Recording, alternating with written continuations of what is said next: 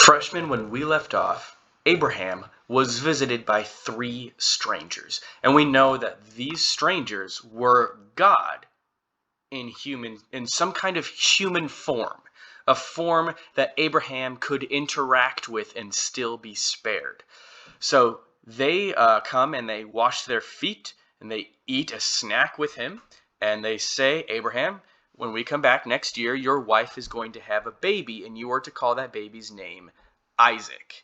After that, they get up and they turn towards Sodom. One of the strangers stays behind. The men got up from their meal and looked out towards Sodom as they left.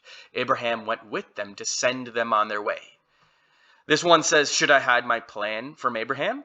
I've heard a great outcry from Sodom and Gomorrah because their sin is so flagrant, meaning their sin is so great, I can hear it. I'm going down there now to see if their actions are as wicked as I have heard. If not, I want to know. God's saying, hey, I need to go check this out. If this is really as bad as it is, then I need to address it.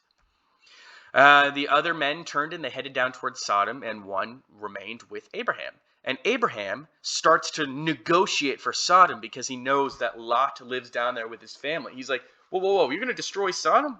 Well, let's say you find 50 righteous people that living there in the city. Are you going to destroy them with the wicked? Will you sweep it away and not, spare it for their sakes? Surely you wouldn't do such a thing. God, there's no way you would destroy even the good people with the bad people because he knows Lot lives down there.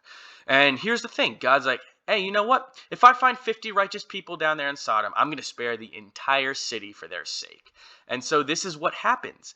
God is rich in mercy. And even in the midst of Sodom and Gomorrah, God is going to spare the righteous people. So according to Genesis 18:20 through 24, Abraham is negotiating for the righteous people. He starts off with 50 and then he gets smaller. What about 45? What about 10 righteous people? Would you kill 10 righteous people with all of them? And God says, you know what? Even for 10 righteous people, I will save the whole entire city. So here's where we see, it starts off with Abraham negotiating for Sodom and Gomorrah out there. What if there are 50 good people in Sodom? God says, if there are 50 good people in Sodom, I'll save the whole city. And we know that God is rich in mercy. God is not a God who's going to destroy everybody. He is a God that judges people based on their actions. He cares that people treat each other well. He wants people to treat each other well. So in Genesis 18:27 through 33, Abraham negotiates and the number gets smaller and smaller. With each number, God promises that if he can find that many good people in the city, he's going to spare the whole place. That's a pretty good God.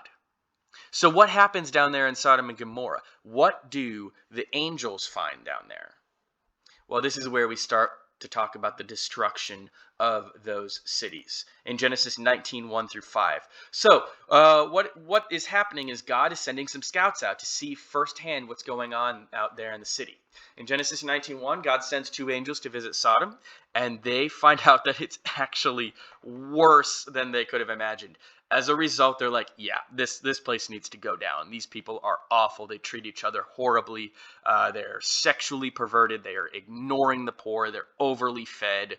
They're America. No, I'm just kidding. But here's where things get interesting, because this is actually, people actually can see the angels. Lot goes up and sees the angels out there in the city square, and he says to them, hey, my lords, come to my home and wash your feet. Be my guests for the night, and you can get up early in the morning and be on your way again. And the angels are like, nah, we're just going to spend the night out here in the city square. And Lot's like, oh, you probably shouldn't do that because these people are terrible. So he insists, and they're like, fine, we'll come away with you, Lot. But then what happens is that the men of Sodom saw Lot taking away two strangers, and they decide to go to his house. And pretty much what happens is they knock on his door, and they're like, hey, give us the strangers so that we can all have sex with them. And that's a big no-no. That is not the way you treat angels. And so what actually happens as a result is that the angels strike them with blindness, and they're like, okay, Lot, you and your family need to skedaddle and get on out of here. Take all of the people that you care about and get out of the city because we're going to destroy it. But not everybody is innocent in this scenario. Lot's not even innocent. Lot has been living in the city for a while now, and it has corrupted him. When you are corrupt, it means you are marked by immorality and depravity. The city is starting to have an effect on Lot. He goes out of the door and talks to the men, and he pretty much says, you know what? My brothers, don't do such a wicked thing. Look, I have 2 virgin daughters. Let me bring them out to you, and you can do with them as you wish. But please leave these men alone, for they are guests in my house under my protection. That's not cool, Lot. So pretty much, he has been corrupted by all of the city's immorality. It's starting to get to him. Instead of giving him the strangers, he's like, hey, you know what? Just take these 2 daughters of mine that I love so dearly. Have sex with them. Rape them, but leave these strangers alone.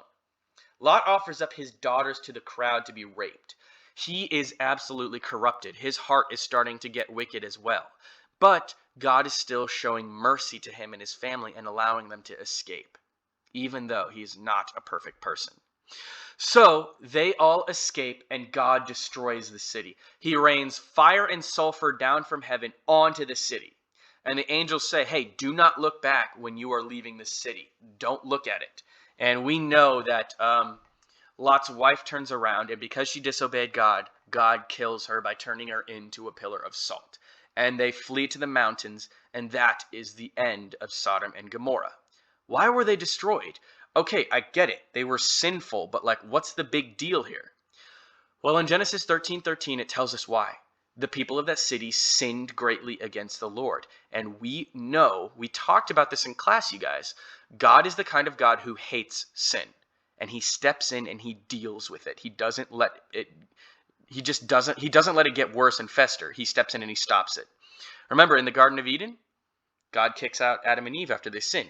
Cain, he has mercy on Cain, even though Cain killed his brother, but he casts Cain out.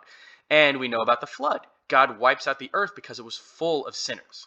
Okay, well, why else? What's so bad about that? Well, let's look more. Let's look at their exact sins. In Ezekiel 16:49 and 50, they list off what was wrong with Sodom and Gomorrah.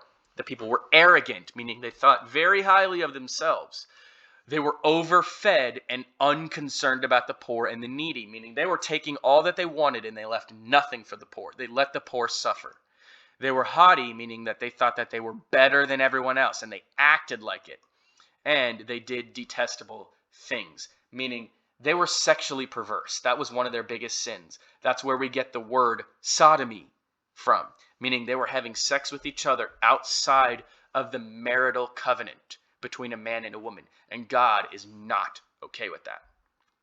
So they leave Sodom. However, the story doesn't end there. After Lot left Zoar because he was afraid of the people there, he went to live in a cave in the mountains with his 2 daughters.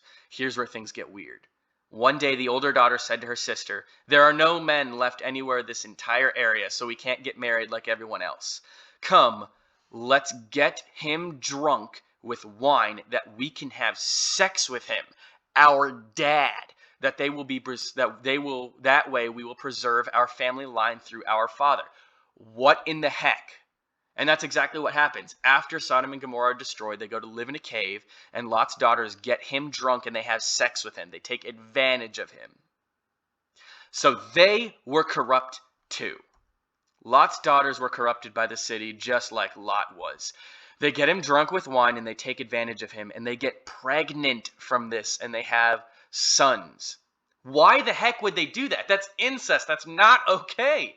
Why would they do it? Okay. So we know that not everybody in the Bible is perfect. Let's put ourselves in their shoes. They've just survived the utter destruction and annihilation of their home and everyone they knew.